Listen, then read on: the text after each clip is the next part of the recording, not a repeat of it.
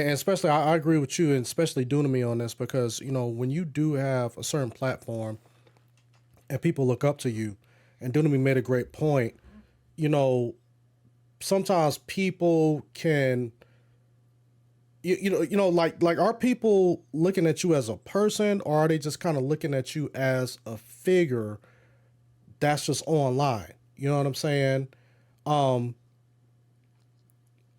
and this is why a lot of times when I ask people to pray for me, to keep me on track, it's like I'm genuinely asking that because anybody can fall subject to this.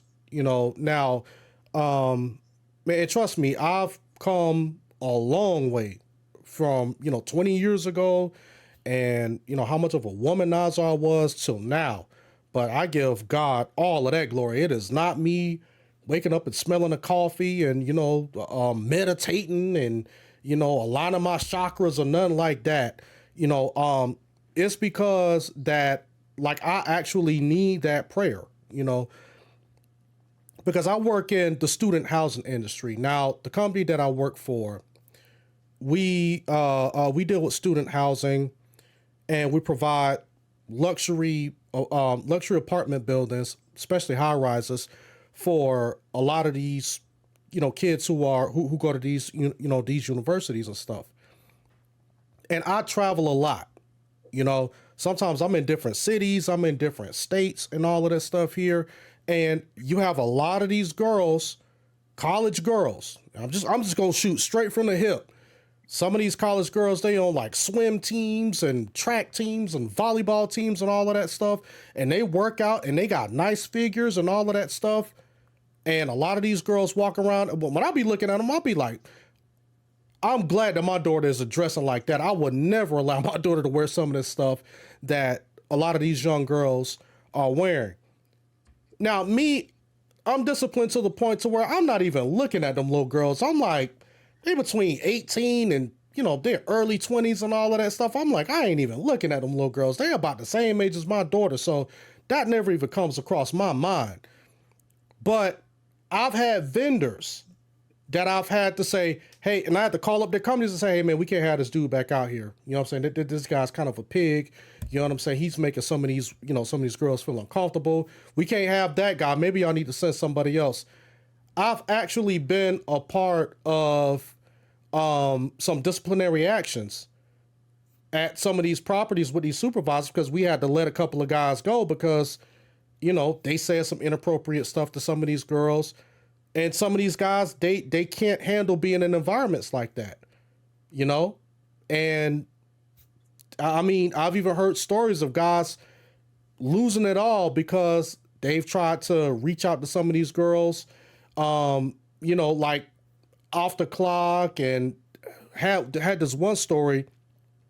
I wasn't there, but this happened before I actually started working at the company. But there was a guy who was at this one property that I'm in charge of. The maintenance guy, I guess him and the girl was talking at one point. So she just decided to cut him off. And so he thought that she was seeing another dude. So he takes the key from the office, goes inside her apartment to see if she's there, to see if there's another guy inside the apartment. The girl's dog starts barking, wakes her up. And that's how she found out that he was in the apartment. We had to fire the guy on the spot. You know what I'm saying? So, you can think about that and be like, man, like what goes through a person's mind to make them want to commit such an act? But when we look at the Bible and it talks about sin, like we don't understand how powerful sin is. How temptation. Somebody said in the chat earlier that everybody has a vice. There are some people that I've met, some guys who are like drug addicts, 100% faithful to their wives. I mean, will not look at another woman, but they had a problem with drugs and alcohol. I've known dudes who wouldn't touch alcohol, wouldn't touch tobacco, wouldn't even eat certain foods, but just whoremongers. So, it's one of those things to where everybody has a vice, but I think that sexual sin is one of the things that seems to really be one of those sins that are kind of like at the top of the pyramid as into why we have certain issues and problems in the church, you know? Yeah. Let me say Yeah. this before you ask me a question. Yeah, go ahead. Bro, it's gotten to the point where, first off, for me, I try not to put myself in a lot of situations. You know what I'm saying? There's a lot of things I get invited to, things like that. If I find out Bro, that I was it's just about to ask you a question on that because I was going to say, with you being, you're a tall guy, you light skinned, you know what I'm saying? You're kind of a young guy, you in New York City, and you're a Christian guy. Mhm. So and I was just about to ask you, like, how do you deal with that? Because I'm pretty sure women, probably some Christian women, when they find out that you're a Christian guy, they probably make little passes or little side comments. And I wanted to see, like, how do you deal with that? Especially because you in New York City. You know what I'm saying? bro, I'm an expert. You have to learn how to play stupid and not catch hints when when you see them. You know what I'm saying? I'm a professional stupid person. Someone's gonna clip that and go, "Oh, look, JP just said he's stupid." But no, I'm a professional person and I get what you pretend. said, man. Yeah, yeah, yeah. So when a girl My wife says something, accused my wife be accusing me of being stupid. I'll be like, I don't know what you're talking about. I be ignoring stuff. no, yeah, You but acting like that's you what ain't I'm see saying. that. So when I be in the streets, bro, or when I'm in the train, or it's or a situation with work or something like that, or let's say something like I'm at a job. Like for example, bro, in my job, I'm not gonna say where I work. I'll tell you privately. They have college interns that come every year, bro. And those college interns are exactly how you described, bro. So as soon as I see that they're partnering people up, the least attractive girl, give me her over there. Give me that least attractive girl over there. Partner me up with her over there, or partner me up with that dude over there. You know what I'm saying? And that's what you got to do, bro. Bro, bro, I play stupid, brother. I try to, and I don't go out much. I really don't, bro. Um, and bro, to be honest with you, bro, like, and this is just this days here, brother. But sometimes even when I go to church, bro, I look down, bro, because it's like, you know what I'm saying, brother? Like it's everywhere. You feel me? Because obviously non-believers go to church. You know what I'm saying? And there Right. are people that are, and this is for any church. So, bro, it's even a battle there, bro. I'll sit somewhere in a corner somewhere. I'll go somewhere. I'll stand up. Bro, you got it, man, bro. Sometimes I'd be at church. I'd be like, Lord. Like even in church, man, like I got a battle in church. Like I'm like, God, like, do I catch a? Can I catch a break? Like, can I Yeah, catch? either yeah, even brother Dunami, he grew up, Pentecostal, and he done told us some stories over the years to where he's just like, man, some of these things like like you just like really got to be smart and know how to play your position, you know. Mm-hmm. church camp growing up. Y'all supposed to be getting Yeah, closer to Jesus. You over there for a weekend. Y'all at a lock in, and you, yeah, and it just opens the door because these are the people that you're closest to, and you're just trying to explore, and your parents kind of keep you away from other folk, but then now you bringing sin into the community. There's wolves in the camp. Yeah, Hey, you know bro. what? No, That I was going to say too to JP's point. It's one thing when unbelievers are coming in, dressing provocative, but it's really sad when believers are doing that because they're not taking into consideration their brothers. yeah. You know what I'm saying? It And would be the JT same Mac, if you're a it'd be the musician, right? yeah, And, yeah. and I'm pretty sure when you go to different churches or when you have gone to different churches, have you had women to like kind of throw little hints and passes at you because you Oh my did good on gosh. the keyboard and all of that stuff? Hey, bro, just want to let you know you was really playing that keyboard. Let me You was tell really you playing that something. B3. Let me tell you something, man. There was a time, man, when I was playing for this is I'm not active right now. I haven't been active in a little while, but we're talking like early 2000s, late 90s, early 2000s, man, playing at different churches and playing there for one particular church, man. It was like women were throwing, they were coming at me left or right, man. And back then I was like in great shape. You know what I'm saying? Had my forehead head of hair waves like silk. You know what I'm saying? And they were like, I mean, women in the choir, women in the congregation, women. I mean, and I was like, oh my God. And I just determined that I did like I did a lot of what JP was saying. I just played feign ignorance. And this one girl, and I'll land on this. This one girl literally came out and after service or after rehearsal, one of them, I can't remember, and said, uh, I want to invite you over to dinner Saturday. And I'm like, and before I could even say a word, she said, because I got needs too. I mean, she said this in front of everybody. Whoa, So hold up. Why? But listen, I ain't gonna lie. I've heard similar stories, but go ahead. I'm gonna let you finish. And bro, I was like, but see but my angle was because I always dabbled in entrepreneurship, so I always had a side hustle. So back then, at that time, I think I was doing legal insurance.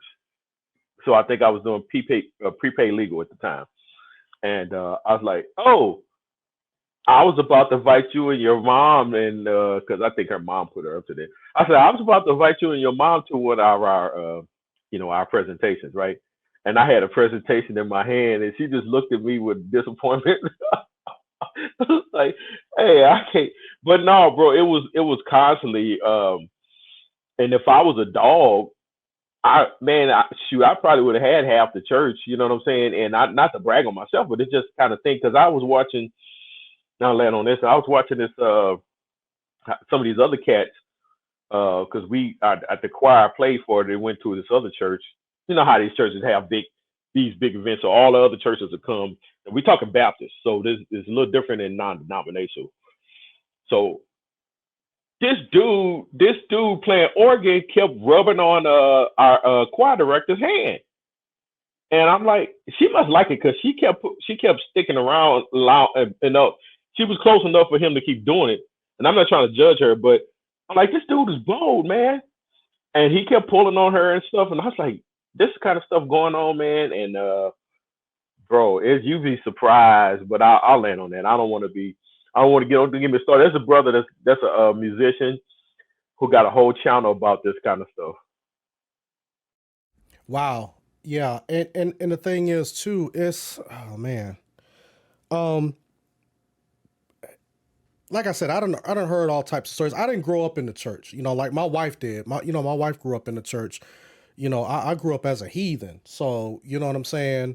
And the way I was raised, um, by the time I turned like 12, 13, it was always the uncles and even my dad. They used to be like, man, you need to have a girlfriend. And but when I was your age, boy, I had the phone ringing off the hook, you know.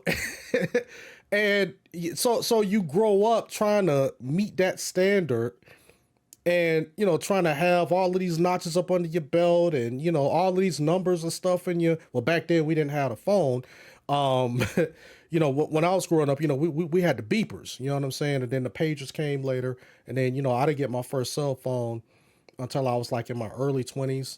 So but then even then people just like, man, you need to have all of these girls and this, that, and the third. So it was kind of, especially when I became saved, it was kind of tough for me to transition out of that, womanizer phase to now like I'm getting married. Like this is, like I need to be married and have one wife. Listening to men who were just like, yeah, I'm married, but I got a little girlfriend on the side, or this, that, and the third, and being raised and kind of being indoctrinated to have that particular mindset. To now, I'm, trying to strengthen my walk with the Lord and trying to undo all of the indoctrination that I done had all my life, and try to focus, try to focus on this one woman. And I've said this quite a few times. When I When I first got married to my wife, man, I was terrified. I ain't gonna lie. I was terrified because I was like, I don't know how this is gonna happen. But I'm like, Lord, you need to keep me. You know, you definitely need to keep me because um I don't want to go back to my old ways and being taught and raised a certain way. You know, it's kind of hard to undo 25, 26 years of all of that. You know what I'm saying? All of that indoctrination.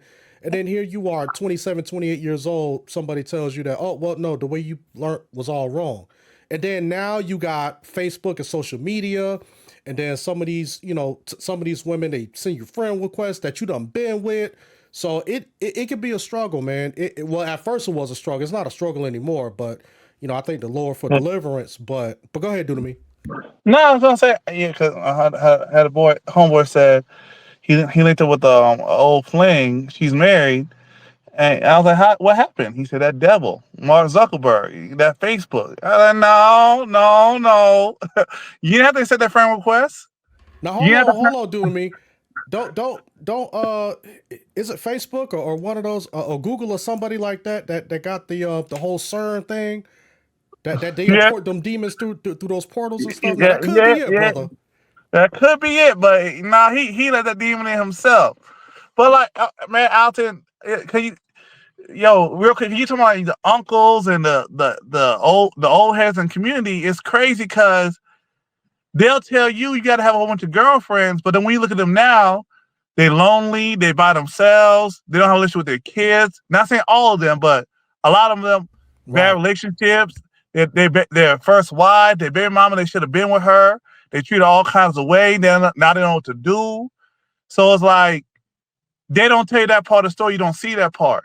But then it's like at the same time, Alton, you know, we want to talk with Elder Keith.